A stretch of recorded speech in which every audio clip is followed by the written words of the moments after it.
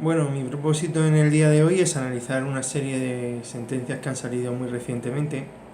Algunas son bastante chocantes bueno, así por lo menos vistas a bote pronto, y salvo que yo las haya leído de una manera incorrecta y os permito que me corrijáis, pues bueno, voy a daros mi opinión. Obviamente esto pues entiendo que debería de ser objeto de una mayor atención por el legislador y que él mismo aclarase una serie de cuestiones que se dan situaciones muy diferentes según sea una persona o la otra, y que hay que estar muy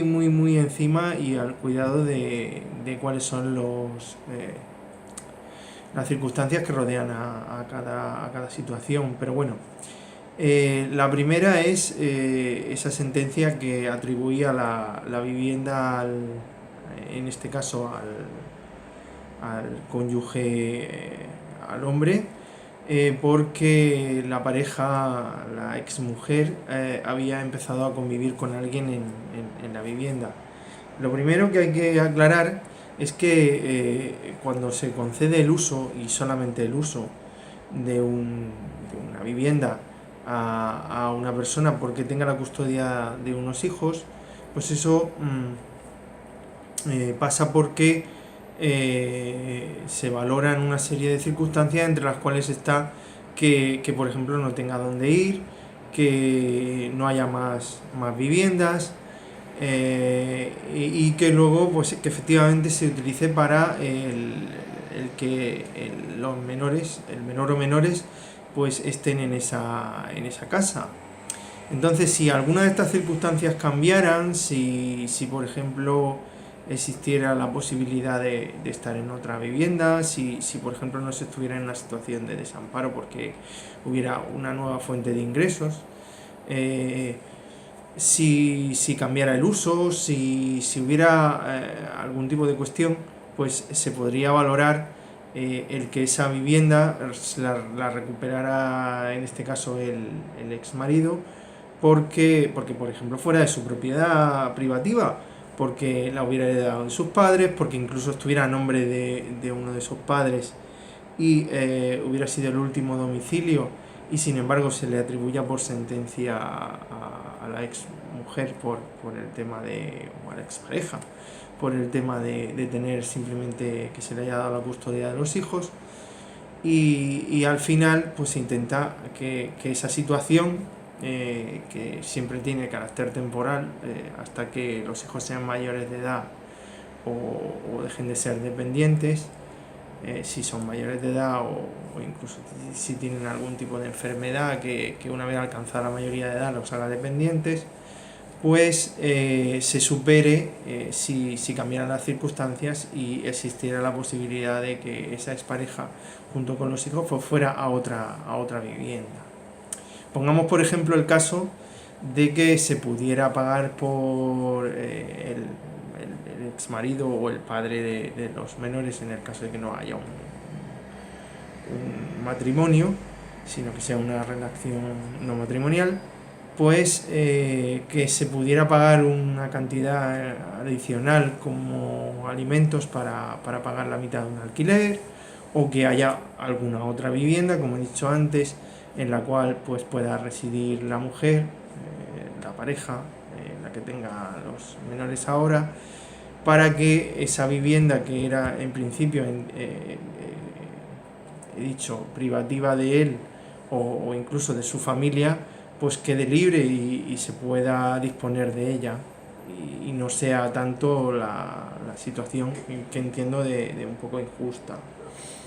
Por tanto, habría que valorar las situaciones, y seguramente en esta sentencia pues así ha sido, y se ha atribuido la vivienda en este caso al ex marido o padre de los menores. Eso entiendo que no se va a dar en todos los casos, o sea, eso es la situación que se ha creado un poco de alarma social. Y por otro lado, pues no, ni va a ser automático ni va a dar lugar a injusticia, sino que entendía yo, en mi opinión, que la injusticia existía antes, cuando se estaba dando la situación de que vivía una tercera persona en una vivienda que era de mi propiedad, o sea, de propiedad del excónyuge o el padre de los menores, solamente porque estaban allí los menores, sin poder disponer de ella, pues hasta Dios sabe cuándo. La segunda sentencia, que esta es bastante más polémica, es la que ha atribuido la consideración de violencia de género a incluso las agresiones que se produzcan en una riña mutua, en una pelea de pareja. Habrá que estar con muchísimo cuidado en estas situaciones, o sea, habrá que valorar muchísimo las cosas. Yo he tenido incluso situaciones en las guardias en las que las lesiones que se le habían producido en este caso al varón, pues eran bastante más graves que las que los insultos o amenazas o las lesiones que pudiera tener la mujer. Insisto, hay que estar muy atento a la cuestión. Hay que incluso valorar si esa situación que se intenta proteger y que es muy muy muy respetable, de que el varón,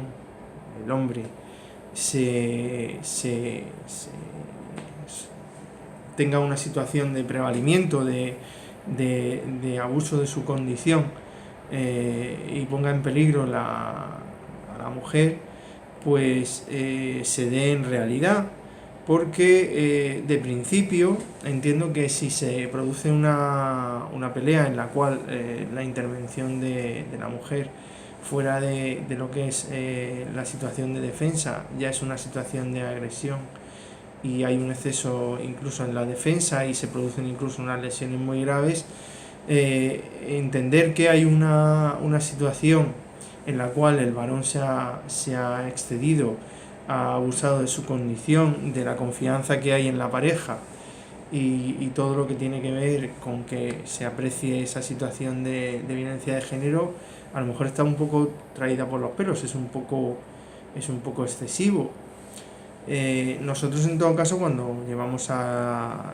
a ellos, porque en el turno de oficio llevamos tanto a mujeres como a hombres en el turno de violencia,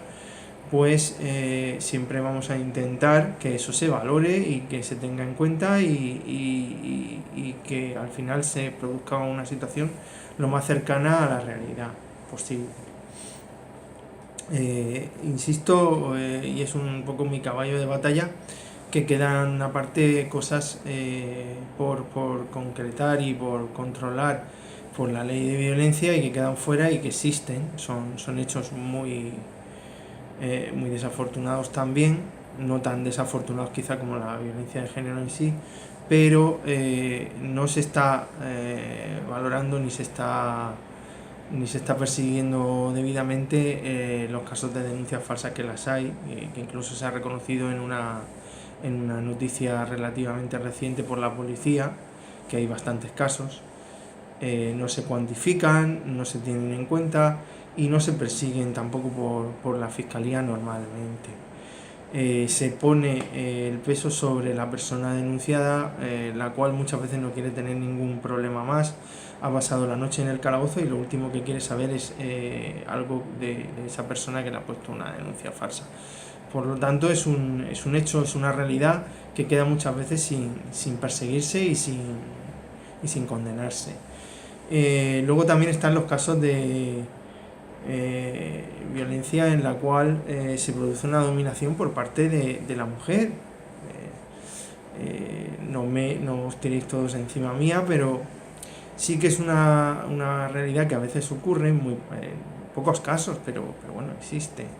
en la cual se ha producido una situación de violencia psíquica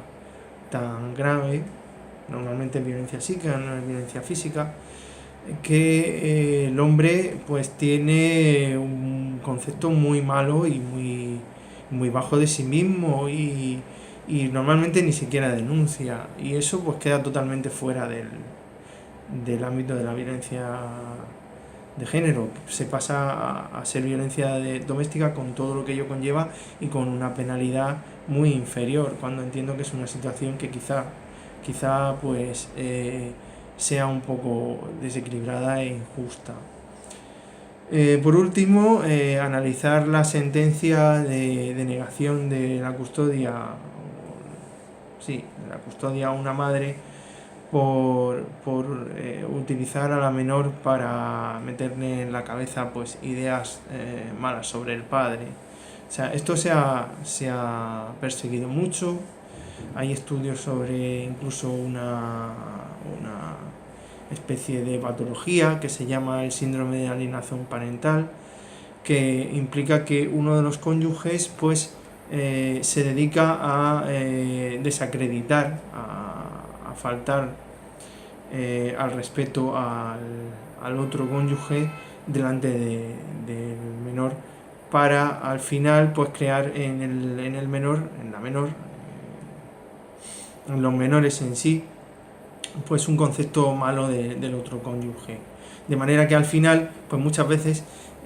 lo que se consigue es que el menor no quiera irse con esa persona, no quiera estar con esa persona, y que nos sirva pues para pedir un cambio de custodia o una limitación o incluso desaparición del régimen de visitas, etcétera. En este caso pues ha sido, me parece, un juzgado o la audiencia, me parece que ha sido la Audiencia Provincial de Murcia, con sede en Murcia, la que ha cogido y ha quitado la custodia a la madre por este tema de utilizar a la menor, metiéndole ideas en su contra para eso, para que se produzca una situación en la cual la menor no quiera estar con el padre en este caso. También se puede producir esa situación con otros progenitores, o sea, por ejemplo, yo hace poco he tenido un procedimiento en el que se pedía un régimen de visitas por parte de los abuelos, que es totalmente respetable e incluso pues muy de agradecer en casos en los cuales pues hay una cierta desatención por parte del progenitor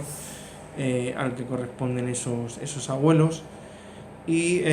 se le da un régimen de visitas complementario al que es el de los padres. Al final, pues uno de los motivos para que no se conceda ese régimen de visitas pues sería que esos abuelos, por ejemplo, estén malmetiendo e intentando que la menor esté con el otro progenitor por lo menos posible. O sea, sería uno de los motivos. De hecho, es el único que en su momento, cuando estuve estudiando el caso, pues encontré así con más peso. Y bueno, esto es todo lo que tenía que contaros hoy sobre esas sentencias. Vuestros comentarios en la parte de abajo serán bienvenidos y obviamente estaré encantado de comentarlos. Y bueno, si queréis que desarrollemos algo de las noticias que os he expresado, o incluso que os facilite información sobre las mismas, pues eso, encantado. Gracias por ver mi vídeo y espero vuestros comentarios.